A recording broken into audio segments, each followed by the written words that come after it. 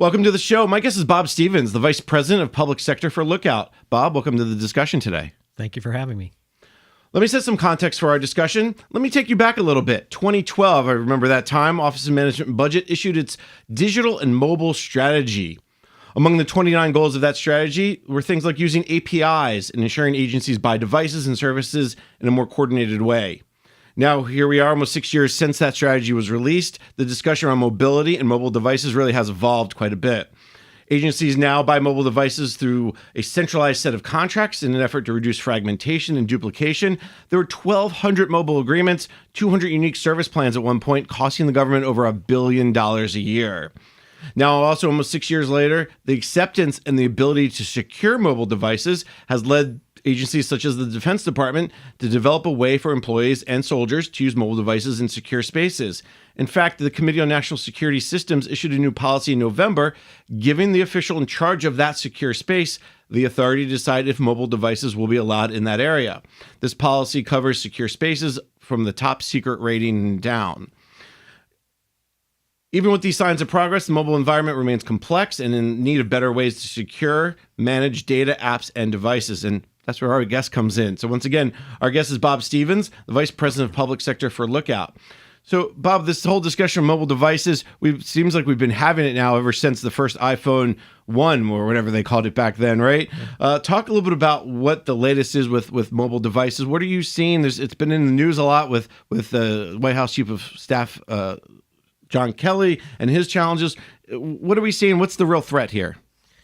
Well, the threat is really across the spectrum, and it's around the applications that are on the device, the vulnerabilities that exist in the operating systems. It's in the networking capabilities. So when they attach to Wi-Fi, because mobile devices are always trying to attach to Wi-Fi devices, and it's also in the web browsing that people use today. So mobile devices are sort of the soft underbelly for the bad guys to attack. I think that in the PC world has sort of evolved and become more and more locked down and less vulnerable. But mobile devices are still wide open. And the bad guys know that we carry these devices wherever we go all the time. So, to be able to turn on a speaker or to turn on the camera or to grab all of your text messages is really attractive to the bad guys. And that's also very scary to the good guys, if you will, how to secure that. Why do you think that's the soft underbelly? I love that phrasing because a lot of times when we talk about security, it's always about PCs, right, and laptops. Mm-hmm. But mobile devices, why have we forgotten about that? Well, I think there's a couple things. One is that I think a lot of people have the belief that mobile devices are inherently secure, which sort of couldn't be further from the truth. They're as insecure as anything else that we use in our daily lives. And I think the bad guys know that because for the most part we have that belief that it's just an easier attack vector for them because they know that it's going to be very easy to compromise or easier to compromise than other potential devices. And the reason why is because the way they're developed or the software on them, you always hear the difference between Apple and Android as an example. One is more locked down than the other. I think Apple's probably considered more locked down than Android, generally speaking. But it's more than just the operating system, or is that the main piece here?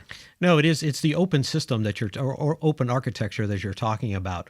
The apps are developed by anyone really and downloaded from anywhere. So, without being able to control them and having that openness really makes them a target for the bad guys. And I'll tell you that the iOS devices, you're right, they are fairly locked down. And if in general, if you get an application out of the Apple store, it's going to be pretty secure. Android's a much more open system. Well, at least it was a much more open system. It has become more and more locked down. And I think that they've done a better job of locking down their operating system and controlling the application development process. And I know we'll talk about mobile apps a little bit later in the program because that's another area that the government has spent some time focusing on. Things like the Homeland Security Department's car wash initiative as one example. But before we do that, one of the things that has come up time and again is about personal mobile devices, personal versus government furnished. I am one of those people. I will raise my hand gladly. I have two phones, and everyone asks me, why do you have two phones? And mine's less for security and more because I like to keep my work life and my life separate. But in the government world, that's the security issues here. Should personal phones should be banned? I mean, that's what they talked about in the White House as one example. I mean, banning is an option. I actually don't think it's the best option. I think the best option is to understand the mobile infrastructure or ecosystem, and then take appropriate action to ensure that they're safe or secure for the employees to use. I think if you go down the ban path, you potentially risk, demotivating employees or lowering morale. It's going to be tougher to recruit millennials, for example, because they're used to carrying their mobile devices anywhere that they go in the world. So they're not going to be real happy if they say, hey, check your mobile device in the car. And think about the loss of production as a result of that. If my mobile device is in the car or in a safe somewhere, how many times am I going to go check it throughout the day, reducing the productivity of that employee? So ban is one option, but I don't think it's the best option. I think understanding the mobile infrastructure and then securing it so that you and allowing yourself the visibility into what that infrastructure looks like is the right approach.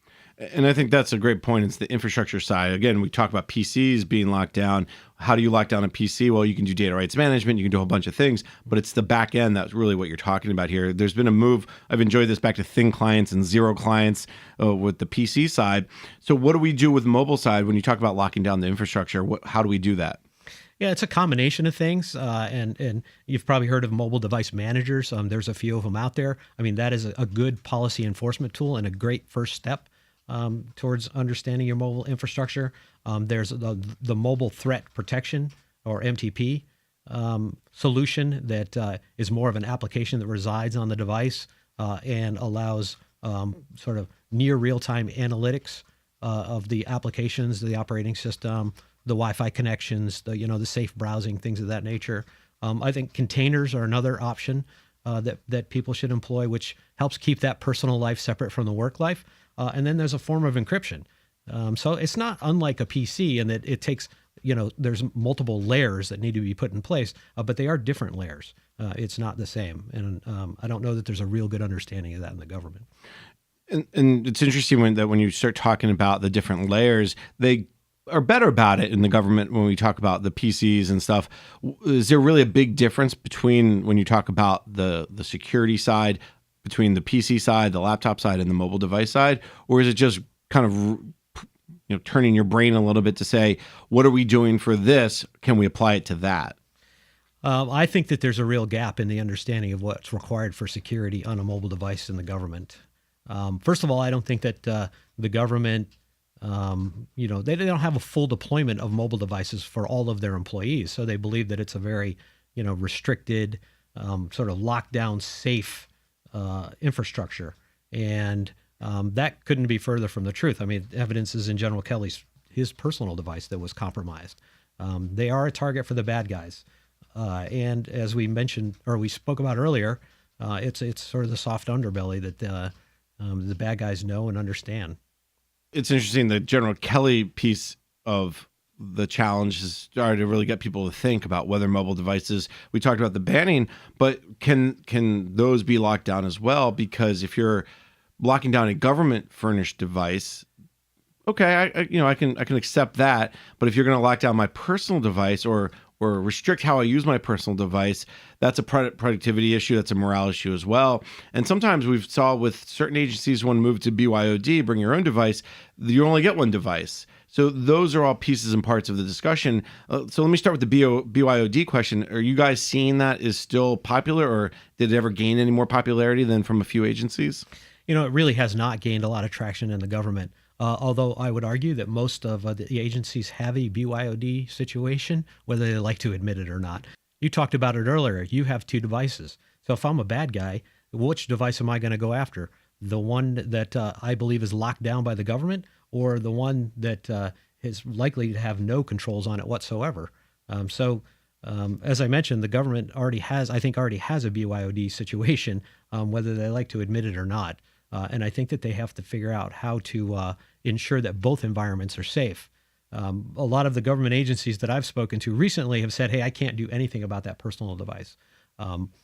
But I can guarantee that those employees are using that device for work reasons, because they can't perform what they need to perform on a lockdown device that the government has issued them. So I think they need to take a hard look at both situations and figure out how they can get the visibility required to ensure that it's a safe environment. And the key word there is visibility for you and for a lot of both vendors and agencies is understanding what's on the device, what's happening on the device. You mentioned a couple different pieces and parts that go into that. The MDM is one thing. What is the government doing, I guess, generally speaking, about mobile security then? How is the thinking today, and where do you think it needs to go? It's a broad spectrum. I'd like to tell you that it's moving in, my opinion, in the right direction, but it is a broad spectrum. There are agencies out there that believe, hey, I've got, an iOS device. I don't need any type of protection on it. It's a safe environment already. But then there are other agencies, as an example, the House of Representatives, that view it as a risk, know that their members are targets, and are taking the appropriate steps to ensure that those devices are safe and secure, and they have the proper visibility for all the mobile devices that are out there. Are you able to go into any more details about the House of Representatives, about how they're doing? I know it can be a little sensitive sometime around the security side, but generally speaking, in 50,000-foot view? Sure. The House is certainly has an MDM deployed, which is what they started with. But then they also selected Lookout as a vendor to lock down the devices, or not lock them down, but to provide additional security. So doing predictive analytics on the device to ensure that the applications that they use are safe. There's no risky behavior. That when they attach to a Wi-Fi, it's a safe Wi-Fi, and then to ensure that the web browsing is that the members do is safe.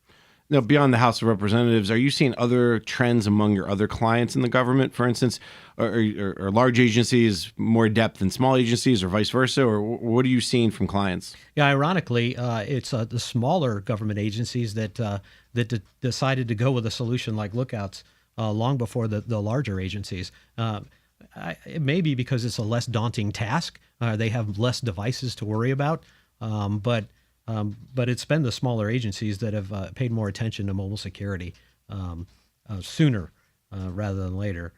I'll also say that one of the use cases is overseas travel.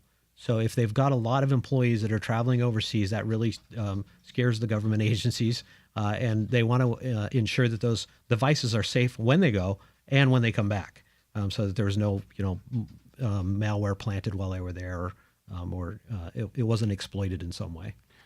I've heard before from different agencies, State Department for one, that they always take a fresh device overseas. They never go with their one that they use all the time. And almost when they come back, they give that phone back to the security folks who then wipe it clean or do whatever they need to do to ensure that they don't have those problems as well. Sure. That's been something that seems to be going on for quite a while.